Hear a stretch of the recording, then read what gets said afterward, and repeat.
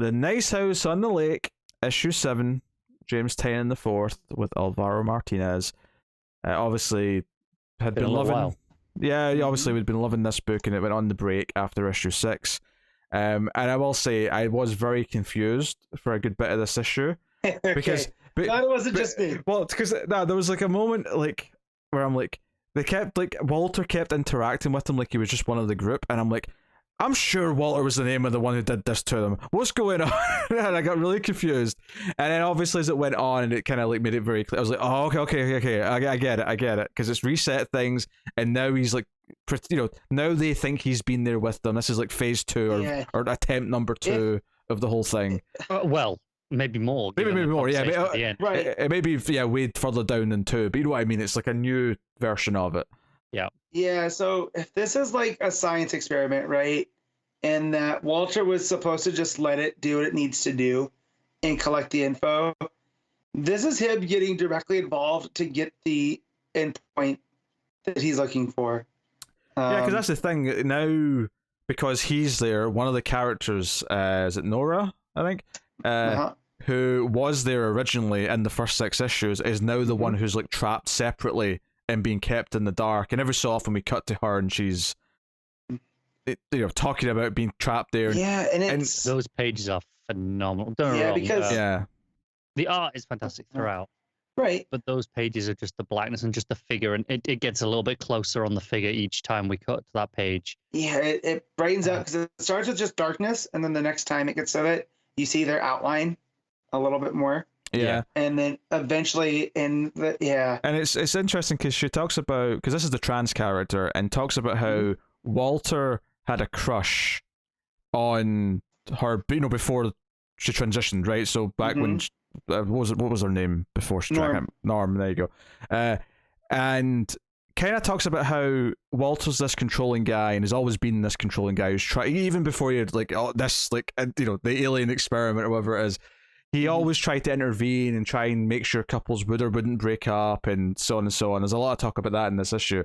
But this idea that this was part of this character that Walter didn't see coming and didn't know how to process, and sort of Nora at least thinks that Walter kind of resents her a little bit for this, because it was like a swerve to him that he couldn't kind of foresee and didn't understand it, and maybe is kind of hurt that he had a crush on the person she was before, and never has really understood that that's not really who Nora was. And so there's some interesting things being explored there as we go through those pages. And then the rest of the issue focuses mainly on Molly. The redhead, who talks about how she used to work a lot with Walter, keeping the other couple together, and how he kind of became attracted to her, which was weird because she thought he was gay, but then it turned out he goes both ways. And that was kind of this awkward thing.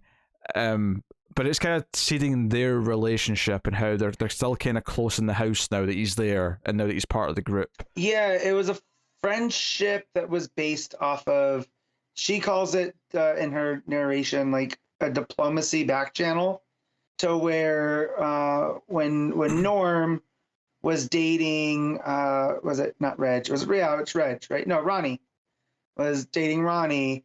They would fight and then break up. Or not break up. They would fight and then go complain to one another. So then they would talk about the stuff, which then Walter and Molly would bring up to them from a different viewpoint, and then they would make up. And they almost bonded over the fact that when they were making up, they didn't like to be around all that, because you could hear everything. And so it became this actual friendship. And from what I got from the storytelling is Walter legitimately cares about Molly, in a different way, like what we saw with Nora, right? From that is he actually cares about these people. So it makes me wonder what exactly is still going on. Yeah, he definitely seems to, at least, because there's a reason he picked these people in the first place, right? Is because he cares about. But it's also each of them represents a different thing, right? And He's Yeah, been but it's building this for a while. and it's all this. It's also this controlling thing though, where he Mhm. does kind of see himself as knowing what's best for them and not letting them Right. also choose that for themselves. So Yeah. that's a source of Mhm. conflict that is constantly coming up Right. in this. Even if he does genuinely care about all of them and has Right. all these feelings, like ultimately what he's doing is still wrong. I mean that's obvious, but like it is something that comes up.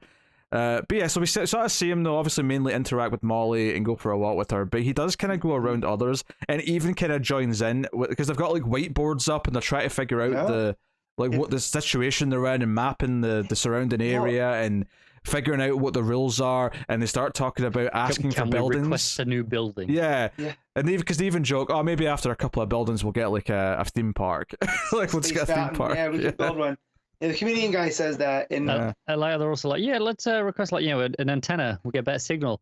Yeah. And they're like, that probably won't work anyway. And they're like, yeah, but if it does and we try it in 6 months, we'll be really annoyed we didn't try it earlier. Yeah. well, Like, and just yeah, the there's no fact harm that in trying, right? he's almost like manipulating them here now too, because of how, without his presence, how it went off the walls and how they figured everything out on their own. It completely here changes he's- the control group, doesn't it? Yeah, and so now he can kind of get them to make the decisions he needs them to. So he suggests, oh, maybe we should try another building. Yeah, and if it's someone just else that suggests the just antenna. leading them in directions. Yeah. Like, hey, maybe Yeah. try this, maybe try And that. that no one, because of this, no one has found the other house like they have before.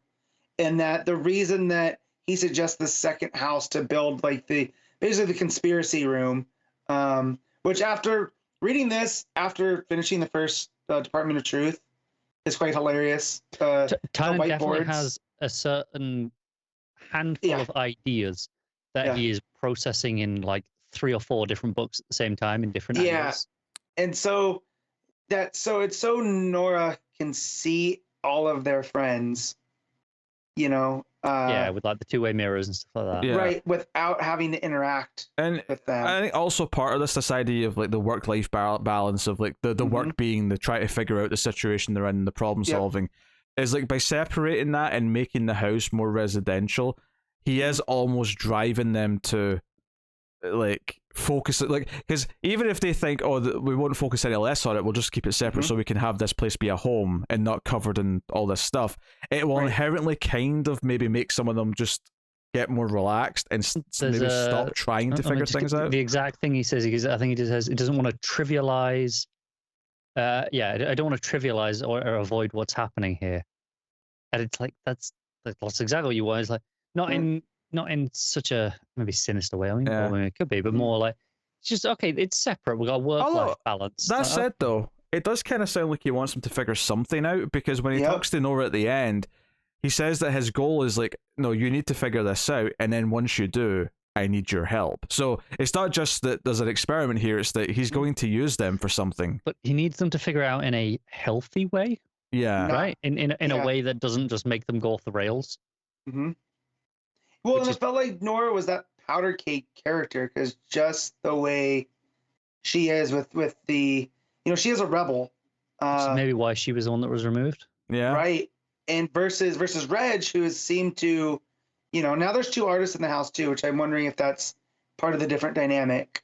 Yeah. And it also makes you it- wonder if this is, maybe it is just the second try. If it's more than the second try, then has every single try been with someone different removed to see That's how what I was thinking, because yeah. he says he decided to play it a little differently this time, This time, which doesn't mean that this is the second time, but it Right. means obviously we know it's at least that, but it could Right. be a lot more, and maybe And- he has tried it with other people. Well, And there's that moment with Reggie where, I think it's Reggie anyway, who asks a question because he's starting to like, mhm.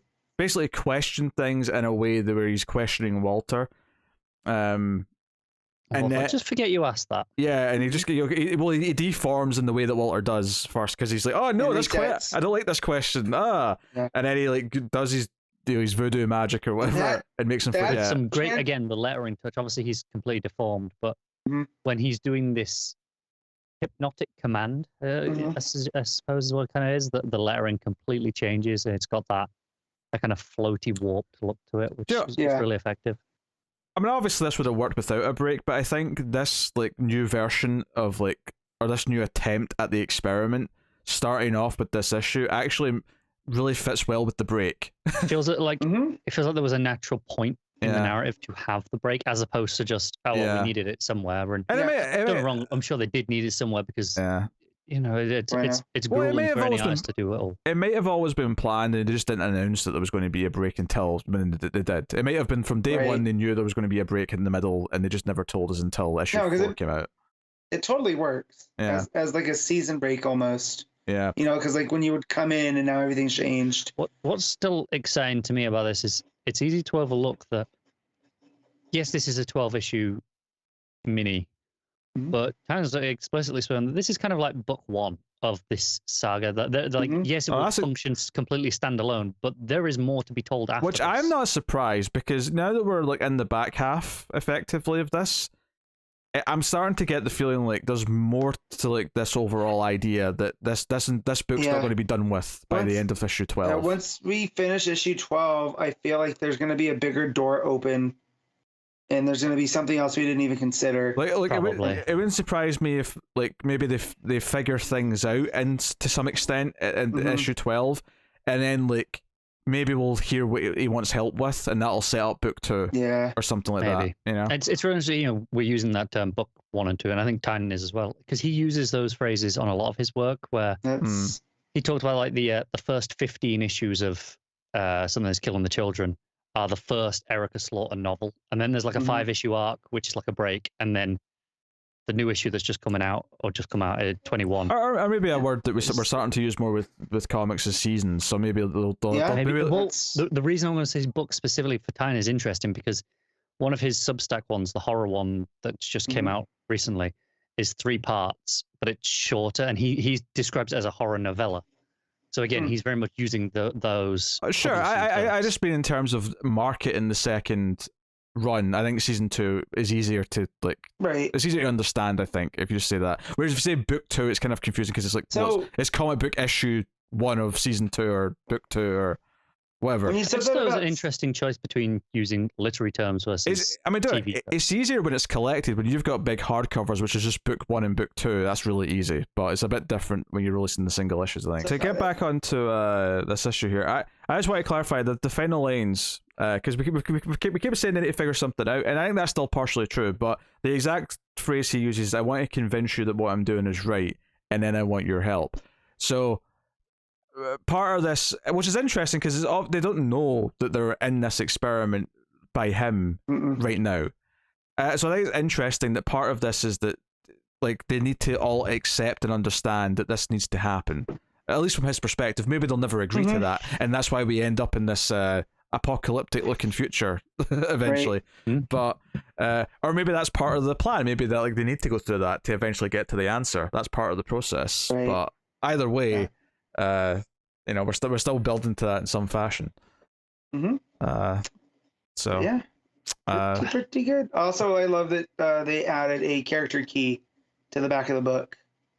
At least the physical did. yeah, I didn't get that in the digital one. Yeah, it's not in the digital one. Oh man, that sucks. Yeah, there's a character. I don't have my physical I think that's in front of me, probably the one that variant cover was that Mm. time. but it's got all the characters listed, and it was very helpful going back and learning like Molly is the mathematician Mm. one with I- the I think it's really interesting. I noticed again, we've probably spoken about this before, but it's been a while, so I kind of forgotten a lot of these little details. Yeah. All their symbols on the Yeah. front cover. There's only 10, even though right. There's obviously it's 12. been going through one each issue, but there's 12 issues, and there's only Right. 10 symbols on the front. So what are they going to do with those last 2? It makes sense. They might be more of an ensemble, or one's going to be Walter, and that's why it's not one of these symbols. Could be, yeah. There's lots of options. Yeah. But really great stuff. Obviously, the art by Martinez is great. It's the same moody, Mhm. slightly dark and alien as that it felt before. But notably very good with expressions, very good with the conversations and the I think it's really noticeable those because it's that effect with Walter where the glasses like are just completely flat and hide his eyes, and it would stick out anyway, I think, regardless. But I think it's how good the expressions are with the eyes in every other character that it really sticks out that he doesn't have that. So it does Mhm. make him feel distinctly alien compared to the rest of them. Yeah. Yeah. Also, Belair's colors, I think, are they're always great, obviously. Mhm. But in this issue in particular, what stood out to me was the flashback at the start of Molly and Walter. Uh-huh. The vibrancy of those colors, like they feel Yeah. so so much brighter and more vibrant than anything else. And it's not that the rest of the book feels dull, because it doesn't. It's No, just everything's but a little bit duller in comparison to to that sequence. At the I think the start. idea with I that is really that this noticed is genuinely a happy memory for Waller. Yep. This is a happy time. it could be that. Yeah. It could be more just that was that's reality. Reality is all okay. of- No, it's brand. This here, it's this artificial construct That of could be good, where but- they're living. But I'm also more keen with Pete because this is so far this book, a lot of the stuff that's like that has been kind of dipped in tragedy. And here, this memory where they're recounting the relation, or Walter's at least remembering the relationship, it does come off positive. There's very little tragedy there. Like even just Molly as a character, I don't remember her through the first part of it. But here she seems like she has it more together than almost anyone else. And I wonder if that's from the relationship with Walter, right? So I don't know. Yeah. No, super intriguing though. Good character work, good art, intriguing mystery. Every issue this has been a treat, so I mean there's really nothing to complain about. Matt, what are you giving Nice House in the Lake issue 7? I'm giving this one an 8.5. Connor? I'm going to give it a 9. Yeah, I'm also going to give this a 9. Excellent Mhm. issue. Return to form. Happy to have it in.